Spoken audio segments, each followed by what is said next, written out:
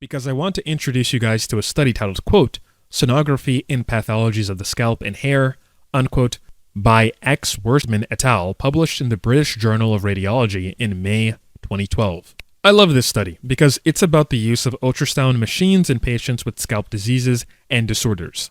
The ultrasound machines allowed for the researchers to observe important things such as patterns of fibrosis, also known as scar tissue, in the scalp. They also could see inflammation in the scalp and the movements as well as areas of blood flow using colored Doppler technology like we talked about earlier. I think what is most interesting in all of this is that you can see hair follicles and their structures using this ultrasound technology. Not only that, but there are identifiable characteristics that allow for the assessment of what stage of the hair growth cycle a hair follicle is in, whether it's in the anagen, catagen, or telogen phase. So guys, you can see what phase the hair follicle is in terms of its growth. And that means you can possibly predict if a hair follicle is going to, what? Shed. So all those messages I get where people are like, hey, how do I know if I'm going to shed? How do I know if I'm responding to treatment?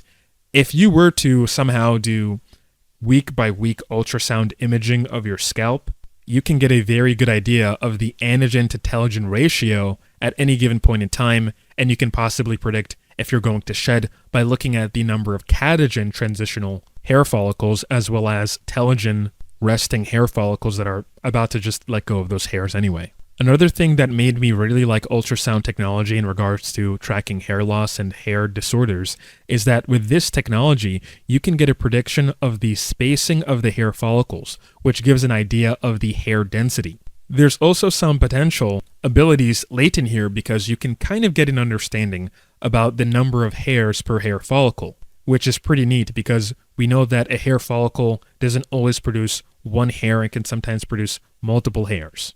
And in order to kind of figure that out, you might have to get multiple ultrasound images of the scalp. Now, I'm saying all of this and I'm showing you stuff on the screen that might make you confused. You might be asking, how is this even possible? Or how do we even know what we're looking at is even a follicle on an ultrasound image or what that structure may be? And in order to understand this, like I said earlier, I wanted you to keep in mind what the black and white areas of an ultrasound image correspond to. Because now we're going to understand the concept of hypoechogenicity. In the medical scene, we already know that ultrasound imaging utilizes high-frequency sound waves to create images of the inside of the body. And these sound waves are emitted from a probe and reflect back what they encounter when it comes to different types of tissue or structures. The differences in how these sound waves are reflected back to the probe can create the images we see on an ultrasound machine. In terms of hypoechogenicity, this term refers to the appearance of a structure when ultrasound reflects fewer sound waves compared to the surrounding tissue. This results in a darker image on that particular ultrasound spot, indicating that the structure is less dense relative to the tissues that surround it. This is often seen in fluid-filled areas or tissues where there's ample amount of inflammation.